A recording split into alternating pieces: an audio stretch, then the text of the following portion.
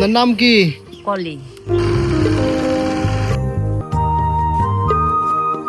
বাংলাদেশ এগিয়ে যাচ্ছে, নতুন নতুন সেতু হচ্ছে, মহাসড়ক হচ্ছে, শহর বদলে যাচ্ছে প্রতিদিন।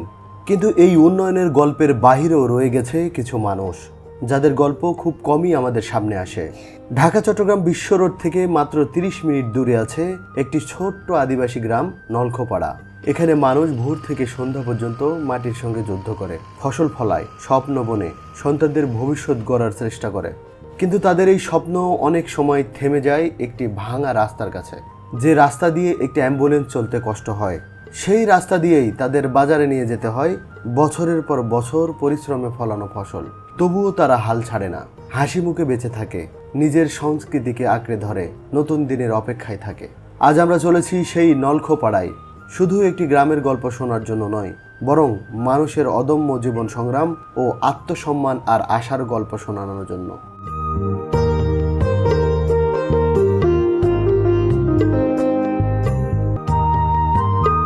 চট্টগ্রামের মিরসরাই উপজেলার বারৈহাটের খুব কাছেই অবস্থিত নলখো ত্রিপুরাপাড়া ঢাকা চট্টগ্রাম বিশ্ব রোড থেকে মাত্র আধা ঘন্টার পথ। শহরের কোলাহল ফেলে কিছু দূর এগোলেই বদলে যায় চারপাশের দৃশ্য। যদিও এটি পার্বত্য এলাকার একটি গ্রাম, তবুও এখানে পাহাড় তুলনামূলকভাবে কম, তাই এলাকাটি অনেকটাই সমতল ভূমির মতো। চারদিকে সবুজ মাঠ, ছোট ছোট টিলা আর শান্ত পরিবেশ মিলিয়ে নলখোপাড়া যেন প্রকৃতির এক নীরব আশ্রয়। এই গ্রামে বসবাস করেন ত্রিপুরা আদিবাসী জনগোষ্ঠীর মানুষ। বহু বছর ধরে তারা নিজেদের সংস্কৃতি, ভাষা ও ঐতিহ্যকে ধরে রেখেছে। তাদের জীবনও খুব সহজ সরল এবং প্রকৃতি নির্ভর। এখানকার মানুষের প্রধান পেশা কৃষিকাজ। ধান, বিভিন্ন ধরনের সবজি এবং মৌসুমী ফল চাষ করেই অধিকাংশ পরিবারের জীবিকা চলে। ভোরের সূর্যের সঙ্গে শুরু হয় তাদের কর্মব্যস্ত দিন, আর দিনের শেষে ফিরে আসে এক টুকরো স্বস্তি। কিন্তু বাস্তবতা সবসময় এত সুন্দর নয়। এই গ্রামের অনেক ত্রিপুরা পরিবারই ভূমিহীন। নিজেদের জমি না থাকায় অন্যের জমিতে কাজ করে কিংবা বিভিন্ন উপায়ে জীবিকা নির্বাহ করতে হয়। তবুও তারা থেমে নেই। অনেক তরুণ তরুণী ও পরিবার ছোট ছোট ব্যবসা ও কৃষিভিত্তিক উদ্যোগ গড়ে তুলেছে। নিজেদের পরিশ্রম দিয়ে তারা স্বাবলম্বী হওয়ার চেষ্টা করছে। এই উদ্যোগগুলো শুধু তাদের পরিবারের জন্য নয়, পুরো গ্রামের অর্থনীতির জন্য গুরুত্বপূর্ণ। কিন্তু তাদের সবচেয়ে বড় বাধা একটি যোগাযোগ ব্যবস্থা। নলখোপাড়ার রাস্তা এখনও অনেকটাই কাঁচা ও ভাঙাচোরা। বর্ষাকালে চলাচল আরও কঠিন হয়ে পড়ে, ফলে কৃষিপণ্য কিংবা অন্যান্য উৎপাদিত পণ্য বাজারে নিয়ে যাওয়া তাদের জন্য একটি বড় চ্যালেঞ্জ। অনেক সময় ভালো মানের পণ্য উৎপাদন করেও শুধু রাস্তার সমস্যার কারণে ন্যায্য দাম পাওয়া যায় না। এতে যেমন কৃষকের ক্ষতি হয়, তেমনি পিছিয়ে পড়ে পুরো গ্রামের অর্থনীতি। তবুও আশ্চর্যের বিষয় হলো, এত প্রতিকূলতার মধ্যেও এখানকার মানুষের মুখে হাসি আছে। তারা বিশ্বাস করেন সুযোগ পেলে তারাও আরো ভালোভাবে এগিয়ে যেতে পারবেন। নলখোপাড়া শুধু একটি গ্রাম নয়, একটি সংগ্রাম, একটি পরিশ্রমের একটি জীবন্ত উদাহরণ। চলুন ঘুরে আসি সেই গ্রামটি।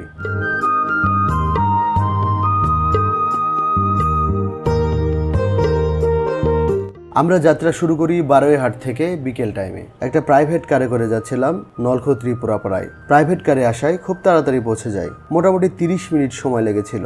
এই রাস্তা, এখানে এসে একটু দাঁড়ালাম। এই যে রাস্তা, এটা বারৈহাটের দিকে চলে গেছে, আর এই দিকটা করের হাটের দিকে চলে গেছে।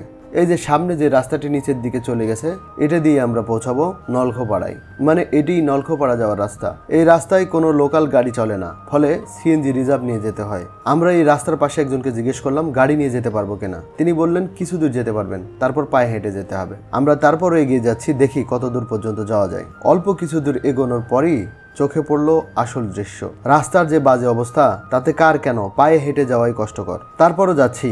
আর একটু সামান্য পথ গিয়ে দেখি কার ঢোকার কোনো ব্যবস্থাই নেই। কি আর করার, গাড়িটি এখানে রেখেই পায়ে হেঁটে রওনা দিলাম। পায়ে হেঁটে গ্রামে প্রবেশ করতেই চোখে পড়লো একটা তেঁতুল গাছের নিচে 2টা শূকর বাঁধা আছে, আর কয়েকটি শূকর ছানা আশেপাশে ঘুরছে। এই গ্রামের বাড়ি ঘরগুলো হরেক রকমের। কোনো বাড়ি টিনের, কোনো বাড়ি দালান, আবার কোনো বাড়ি মাটির, আবার কোনো বাড়ি বাঁশেরও তৈরি, তবে বেশিরভাগই মাটির তৈরি। দেওয়াল মাটির, উপরে টিনের চালা। এখানে এসে দেখলাম বাচ্চারা গ্রামীণ খেলাগুলো খেলছিল। এক মুহূর্তের জন্য চলে গেলাম শৈশবে।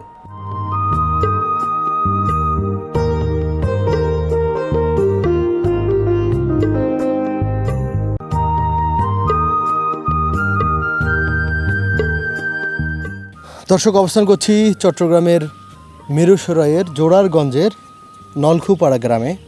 এই গ্রামে বাঙালির পাশাপাশি ত্রিপুরা আদিবাসীদের বসবাস। আমার সামনে একজন ত্রিপুরা আদিবাসী অবস্থান করছে, এখন ওনার সাথে কথা বলবো। দাদা নমস্কার, নমস্কার। আপনার নাম কি? আমার নাম হৃদয় হৃদয়। হৃদয় ত্রিপুরা। ত্রিপুরা। আপনার আদি নিবাস মানে জন্মস্থান এখানেই? এখানে আমাদের বাপ দাদা সবগুলা আমাদের এখান থেকে জন্ম। এখান থেকেই জন্মস্থান। আচ্ছা, এই গ্রামে কতটি পরিবার আছে আদিবাসী?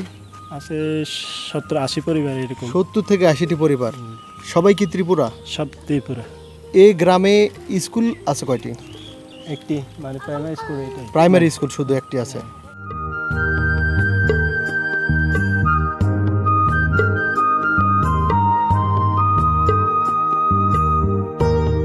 গ্রামের মাঝামাঝিতে দেখলাম একটা প্রাইমারি স্কুল। চলুন স্কুলের এক শিক্ষকের সাথে কথা বলে জেনে নিই এই স্কুল সম্পর্কে। আমি যে প্রাঙ্গণে অবস্থান করছি এটা একটি স্কুল প্রাঙ্গণ, প্রাথমিক বিদ্যালয়। এই বিদ্যালয়টি নাম হচ্ছে ইঞ্জিনিয়ার মোশাররফ হোসেন প্রাথমিক বিদ্যালয়। আমি যে ব্যক্তিটির সামনে বা সাথে দাঁড়িয়ে রয়েছি উনি একজন ত্রিপুরা আদিবাসী এবং এই স্কুলের টিচার। এখন ওনার কাছে এই স্কুল সম্পর্কে এবং গ্রাম সম্পর্কে কয়েকটি তথ্য জানবো। দাদা নমস্কার। জি নমস্কার। আপনার নাম কি? রাসেল ত্রিপুরা। রাসেল ত্রিপুরা। জি। আপনি এই স্কুলের টিচার? জি। আপনি এখানে কি পড়ান? আমি বাংলা, গণিত, ইংরেজি 3 সাবজেক্ট পড়াই। 3 সাবজেক্ট পড়ান। জি। আপনি এখানে যে গ্রামে বাস করছেন এটা তো নলখোপাড়া। জি। এই গ্রামে কি আপনার জন্ম? জি, এখানে আমার জন্ম। এই গ্রামে কতটি ত্রিপুরা পরিবার রয়েছে? এই 70-80 পরিবার এরকম। 70-80 পরিবার। জি। এখানে বাঙালি এবং ত্রিপুরা সবাই মিলেমিশে বসবাস। জি জি, সবাই মিলেমিশে বসবাস করে। এই স্কুলে যে টিচার প্যানেল রয়েছে এখানে কতজন আদিবাসী টিচার? টিচারের মধ্যে আদিবাসী টিচার হচ্ছে আপনার 3 জন, বাংলায় টিচার হচ্ছে 1 জন। একজন। জি। টোটাল 4 জন টিচার। জি জি। আচ্ছা, এখানে পড়ানো হয় কোন ক্লাস পর্যন্ত? এই ক্লাস 5 পর্যন্ত প্রাইমারি। ক্লাস 5 পর্যন্ত। হ্যাঁ।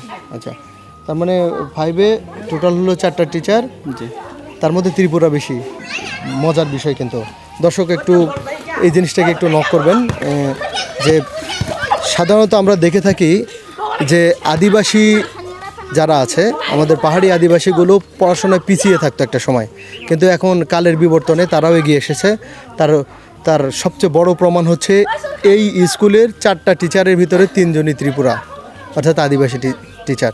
তার মানে বাঙালিদের সাথে তাল মিলিয়ে ত্রিপুরারা সামনের দিকে এগোতেছে। এখন শুধুমাত্র একটি প্রশ্ন করে আপনাকে ছেড়ে দেবো, সেটা হলো এই যে আদিবাসী বাঙালি, বিভিন্ন জায়গায় আমরা শুনে থাকি যে আদিবাসী বাঙালিদের ভিতরে বিভিন্ন কারণে বিভিন্ন বিরোধ থাকে। আপনি কি এই গ্রামে এই ধরনের কোনো কিছু ফিল করেন? না, আমাদের এখানে ওই ধরনের কোনো মানে বিরোধ হয় না আর কি, ফিল করি না আমি এগুলা। মানে কে আদিবাসী কে বাঙালি এটার ধরনের কোনো নিয়ে মাথা ব্যথা নেই কারো? না না, এখানে দর্শক এইখানে আমি একটু কোট করছি, আমরা শুনে থাকি সব জায়গাতে যে আদিবাসী এবং বাঙালিদের ভিতরে একটা বিরোধ কাজ করে। অ্যাকচুয়ালি নিজে গিয়ে স্বচক্ষে কখনো এই প্রবলেমটা দেখিনি।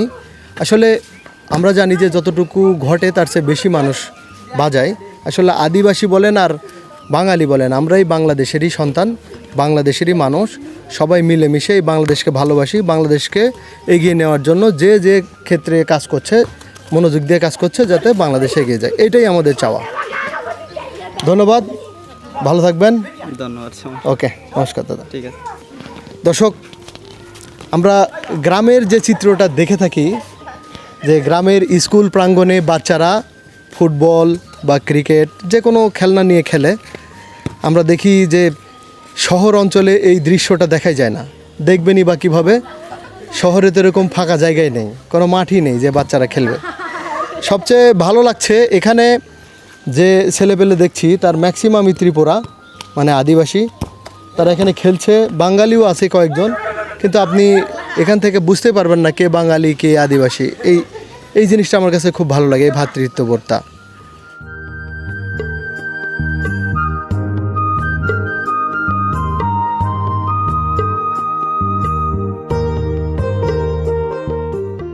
এখন আমি দাঁড়িয়ে আছি যে বাড়ির পেছনে, সে বাড়িটি হচ্ছে একটি মাটির বাড়ি। দেখতে পাচ্ছেন বাড়িটি যে লেপে কালার করা হয়েছে এটা লাল রং ধারণ করেছে। এই বাড়িরই মালিক উনি। দাদা নমস্কার। জি বলে। কেমন আছেন? ভালো। ভালো আছেন? জি। এই বাড়ি আপনার? জি। আপনি কি কাজ করেন? আমি মেশিন চালাই। মেশিন চালান? জি। তার মানে কৃষিরই একটা অংশ? জি জি। এই পেছনের বাড়িটা আপনার? জি। বাড়িটার পেছনের দেওয়ালগুলো মাটির হলেও সামনে বাঁশের বেড়া দিয়ে সুন্দর করে সাজানো। হ্যাঁ এই বাড়িটা কি আপনি নিজে করেছেন? হ্যাঁ আপনার ছেলে মেয়ে কয়জন? 4 জন। 4 জন। দর্শক, এই সাইডে আমরা দেখতে পাচ্ছি এই বাড়ির যে লাউ চাষ করা হয়েছে। এটা কি শশা? মারফা বলেন আপনারা, মারফা না? এটা কি ঝিঙ্গা? এ পাশে ঝিঙ্গা দেখতে পাচ্ছি, এপারে আমরা গাছ। আর এই যে বাড়ির কাঠামো যদি বলি, সামনের যে জায়গাটা বারান্দার মতো, সেটা হচ্ছে বাঁশের বেড়া দিয়ে সুন্দর করে অর্গানাইজ করা। এই পাশে আরেকটি ঘর দেখা যাচ্ছে, এটাও মাটির। আর উপরের চালাটা হচ্ছে টিনের চালা।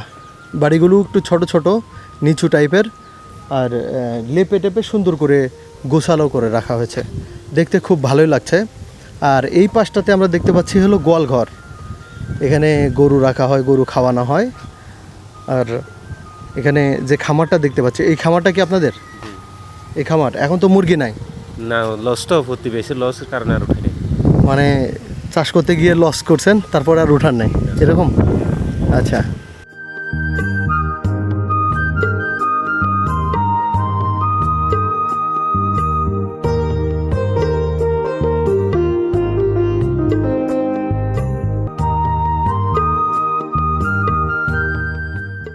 দর্শক, আমরা জানি যে পাহাড়ি জায়গাগুলো সরকারি হয়ে থাকে।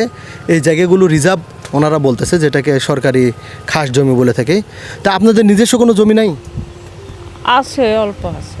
আছে বেগুন যাবে। বেগুন রিজার্ভে, মানে আপনাদের নিজস্ব কোনো জমি নাই? যেমন সমতল আমাদের একটা নামে জমি থাকে, সেটা নাই? মানে কাগজ করা একটা জমি এটা নাই। দর্শক, এই আদিবাসীদের এই একটা সমস্যা, নিজস্ব জমি নেই। কারণ হচ্ছে পাহাড় মূলত সরকারি জমি, সেই জায়গাতে ওনারা বন্দোবস্ত অনুসারে, রিজার্ভ অনুসারে দখল করে খেতে পারে, চাষ করতে পারে, বসবাস করতে পারে, কিন্তু নিজের নামে রাখতে পারে না। তো ভালো লাগলো দিদি, আচ্ছা, আমাদের জন্য দোয়া করবেন। ত্রিপুরাদের মধ্যেও অনেকে শিক্ষিত হচ্ছে, অনেকেই উদ্যোক্তা হচ্ছে। দাদা নমস্কার। হ্যাঁ নমস্কার, আপনার নাম কি? জুয়েল ত্রিপুরা। জুয়েল ত্রিপুরা। আপনার এই গ্রামের নাম কি? নলখু ত্রিপুরা পাড়া। আপনার পিছনে যে বাড়িটি, সেটি কি আপনার? আমার। আচ্ছা, আমরা সাধারণত আদিবাসীদের এরকম জাঁকজমক বাড়ি দেখি না। গ্রামের যেই পরিবেশটা, সেই পরিবেশ থেকে একটু আলাদা, সুন্দর করে থাকতেছেন। আপনি এখন করেন কি? আমি আগে প্রবাস করছিলাম, প্রবাসী। প্রবাসে? আগে প্রবাসী, তো প্রবাস থেকে আমি দেশে চলে আসছি। তো এখন দেশেই আছি। দেশে এই যে আমি সত্য একটা খামার দিলাম, উদ্যোক্তা আর কি বলতে গেলে, যে পাশে মুরগির খামার? হ্যাঁ না, গরু খামার। গরুর খামার? গরু খামার। কয়টা গরু আছে এখানে? গরু আমার 8টা আছে। 8টা আছে। আর তো পুকুর? পুকুর আছে। তার শুধু একটা বাড়ির পাশে একটা দোকান দিলাম। হ্যাঁ, দোকান। দোকান। আর এই বাড়িটা আপনার? হ্যাঁ, এই বাড়িটা আচ্ছা। আমার। এই বাড়িটা যে করলেন, যে জায়গাটা তো মানে রিজার্ভ জায়গা, সরকারি জায়গা, হ্যাঁ, সেই জায়গাতে বাড়ি করতে কোনো সমস্যা হলো না? সমস্যা আগে বলছিল বিট অফিসাররা। তো এখানে আমরা আমাদের দাদুর পরে ওনার বাবারাও এখানে বসবাস করছে। তো আমাদের এটা দীর্ঘদিন হ্যাঁ থেকে, যোগ 3 ধরে, প্রজন্ম। হ্যাঁ 3 প্রজন্ম। এর আগেও আরও আমাদের এখানে ত্রিপুরা সম্প্রদায় বসবাস করছে শুনছিলাম। 1971 সালের আগেও এখানে ত্রিপুরা সম্প্রদায়রা বসবাস করছে। তো এইটা আমরা যুগ ধরে বসবাস করতেছি, ফলে আমাদেরকে আর সমস্যার সম্মুখীন হয় নাই, অতটা হতে হয় না। না, বিট অফিসাররা আমাদেরকে জিজ্ঞেস করছে যে এখানে তোমরা বাড়ি করতে পারবা না। তো আমরা বললাম এখানে আমাদের দাদা নানা, আমাদের বাবারা এখানে থেকেই আসছে, এখানে আমরা বাড়ি করলে তো আমাদের সমস্যা নাই। ফলে ওনারা আর কিছু বলে নাই, বুঝতে পরে পেরেছি। বলতেছে ঠিক আছে আপনারা করেন। ওকে। এইটা। দর্শক, এই প্রশ্নটা ওনাকে করার একটা উল্লেখযোগ্য কারণ রয়েছে। কারণটি হলো, সাধারণত রিজার্ভ, যেটাকে আমরা বলে থাকি খাস জায়গা, সে জায়গাতে আপনি যদি ছনের বেড়া, মাটির রং এবং কাঠ বাঁশ দিয়ে বাড়ি করেন, তাহলে আপনাকে তেমন একটা প্রবলেমে পড়তে হবে না। যখনই আপনি একটা স্ট্রাকচারাল স্টিল বা ধরুন একটা পাকা বাড়ি করতে যাবেন, মানে পার্মানেন্ট বিল্ডিং যেটা করতে যাবেন, তখন কিন্তু একটু সমস্যা করে। সেজন্য ওনাকে জিজ্ঞেস করা হয়েছে। খাস জমিতে সাধারণত এরকম পাকা বাড়ি করা যায় না, এই জন্যই জিজ্ঞেস করা হয়েছে। আপনি বিদেশে কত বছর ছিলেন? বিদেশে আমি 5 বছর ছিলাম। 5 বছর। 5 বছর পরে চলে এসেছেন? চলে আসছে। এখন আপনি বাকি সময়টা এই গ্রামে থেকেই কাটিয়ে দেবেন? হ্যাঁ হ্যাঁ, এই জন্যই এই ব্যবসাগুলো করেছেন? হ্যাঁ। দাদা পড়াশোনা কোথায়? পড়াশোনা আমি চট্টগ্রাম কলেজে পড়ছি। চট্টগ্রাম হ্যাঁ, কলেজ। আমি গ্র্যাজুয়েশন কমপ্লিট করছি। এরপরে চাকরি না পাওয়ার পরে পরে আমি বিদেশে চলে যাই। আদিবাসী হওয়াতে চাকরি পেতে সমস্যা হচ্ছিল? জানি না, তবে আমি তো কোথায় পরীক্ষা দিলাম, বাট আমার চাকরি হইল না। আমি অনেক চাকরি পরীক্ষা দিছি, বাট চাকরি আমার হয় নাই।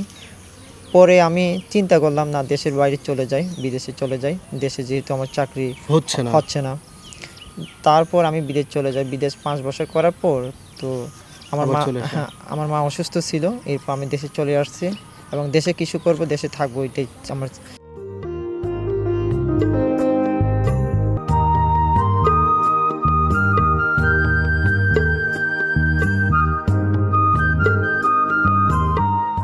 তবে এই গ্রামের মূল সমস্যা রাস্তাঘাট। রাস্তাঘাট খুব খারাপ হওয়ায় তাদের যোগাযোগে খুব সমস্যা হয়, তাই সবার মুখে শুধু রাস্তারই কথা। আমরা সবচাইতে পিছিয়ে পড়া জনগোষ্ঠী আমাদেরকে বলা হয়। আপনারা আসছেন, দেখছেন, আসলে আমরা পিছিয়ে পড়া জনগোষ্ঠী কতটা এটা আপনারা সচক্ষে দেখতে পাচ্ছেন। যেমন রাস্তাঘাটের সমস্যা বিশাল একটা আমাদের সমস্যা, যেমন আমরা ভূমিহীন, এগুলো সব ফরেস্ট রিজার্ভের জায়গা। সেই তুলনায় আপনি মিরেশ্বরা অঞ্চলে দেখবেন প্রত্যেকটি ত্রিপুরা জনগোষ্ঠীর গ্রামে দেখবেন আপনি সব কিছুতেই পিছিয়ে আছে। তো সেগুলো নিয়ে আমরা অনেকভাবে যে সরকার আসুক আমরা সেই সরকারের সাথে থাকি এবং এই সরকারকে আমরা যারা প্রতিনিধি থাকে তাদেরকে আহ্বান করি যে আমাদের অন্তত প্রথমত আমাদের প্রায়োরিটি দেওয়া হয়, যেন রাস্তাটা আমাদের করে দেওয়া হয়। অন্তত এই ব্রিক সুলিংটা যদি হয় তাহলে আমাদের এই সামান্য যে উৎপাদিত পণ্যগুলা আমরা সচরাচর আমরা বাজারজাত করতে পারবো এবং আমরা যে আয়ের সাথে যে সংগ্রাম করতেছি সেটা আমরা হয়তো আরও সাহসের সাথে এবং উপকৃতের সাথে আমরা সেইগুলো আরও উৎপাদন করতে পারবো যদি বাজারজাতকরণের ব্যবস্থাটা আমাদের যদি ভালো হয় এবং সহজ হয় রাস্তার উপরে নির্ভর করে। যেমন বর্ষাকালে আমাদের প্রচুর চলাচল কষ্ট হয়ে যায় যাতায়াতের জন্য, এবং এটা আমাদের খুবই দীর্ঘদিনের একটা প্রাণের দাবি যে আমাদের অন্তত রাস্তাটা যদি একটু ইট সুলিং করা হয় তাহলে আমরা উপকৃত হবে আশাবাদ ব্যক্ত করতে চাই। আচ্ছা, কি নাম আপনার? জ্যোতি ত্রিপুরা। জ্যোতি ত্রিপুরা। কোথা থেকে আসছেন? কাজ করছেন জমিতে? এটা কি? কোদাল। আর পুরো আপনি নিজেই তো জমি হয়ে গেছেন। হ্যাঁ, ময়লা। এখানে ধান গাছ দিলে ধান হয়ে যাবে কিন্তু হবে, এগুলো আজকে গোটা দিন পরিশ্রম কাজ করছেন না। আচ্ছা, আপনি যে রাস্তা দিয়ে আসলেন এই রাস্তাও তো কাদা। হ্যাঁ, এই রাস্তা কেমন? রাস্তা একটু মনে করেন হ্যাক রয়েছে, মানে ময়লা। হ্যাঁ, বর্ষাকালে চলাফেরা করা যায় না। তাই? হ্যাঁ। এটা ভালো লাগে না কাদার মধ্যে দিয়ে হাঁটতে? না, কষ্ট নয় এগুলা। কষ্ট লাগে? কষ্ট না কেন? তার মানে রাস্তাটা ভালো হলে ভালো হতো। হ্যাঁ, রাস্তা একটু ভালো হইলে মানে আমাদের জন্য যাওয়া আসার একটু সুবিধা হইতো আর কি। বর্ষাকালের জন্য আমরা রাত্রে কষ্ট হয়, বৃষ্টিতে যাওয়ার কষ্ট হয়। মানে দর্শক সবার মুখে একই কথা, এখানকার রাস্তা যদি একটু ভালো হতো তাহলে সবাই একটু যাতায়াত করে শান্তি পেত। বিশেষ করে সূর্যের আলো নিভে যাওয়ার পরে রাস্তাঘাট হাঁটাই যায় না, মানে অন্ধকারে কোথায় পা দিবে, কোথায় কি, কোথায় জোক, কোথায় সাপ, কোথায় পানি, আসলে সব একাকার হয়ে যায়।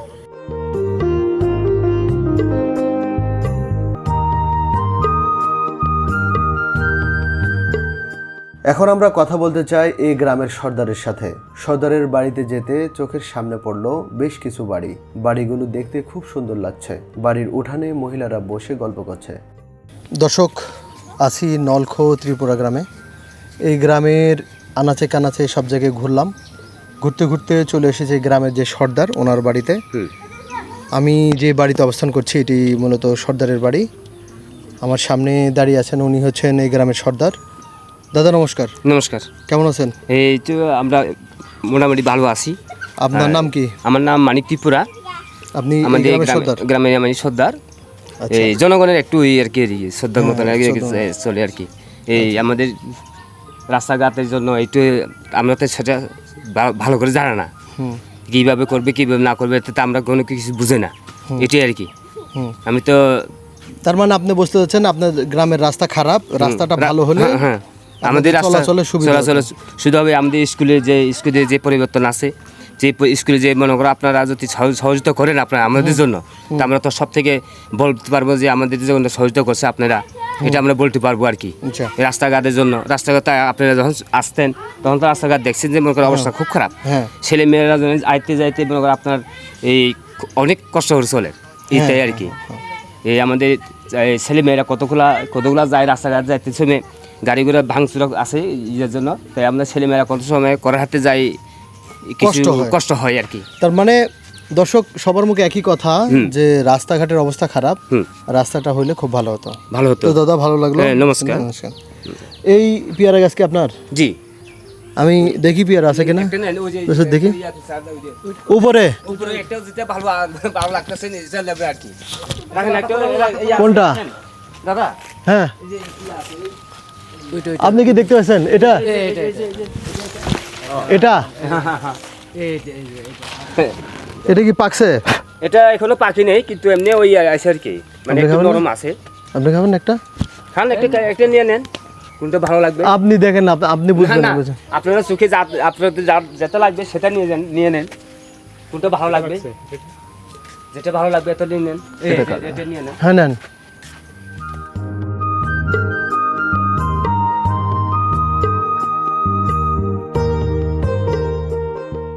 বাংলাদেশের উন্নয়নের গল্প তখনই পূর্ণতা পাবে যখন এমন প্রত্যন্ত আদিবাসী গ্রামগুলোর মানুষও সমান সুযোগ পাবেন। একটি ভালো রাস্তা, সহজ যোগাযোগ আর ন্যায্য বাজার ব্যবস্থা হয়তো বদলে দিতে পারে নলখো পাড়ার শত শত মানুষের জীবন। আজকের ভিডিও যদি আপনাদের ভালো লেগে থাকে তাহলে অবশ্যই লাইক করবেন, বন্ধুদের সঙ্গে শেয়ার করবেন। বাংলাদেশের এমন অজানা জনপদ, আদিবাসী সংস্কৃতি ও মানুষের জীবন ঘনিষ্ঠ গল্প দেখতে আমাদের চ্যানেলটিকে সাবস্ক্রাইব করতে ভুলবেন না। ধন্যবাদ।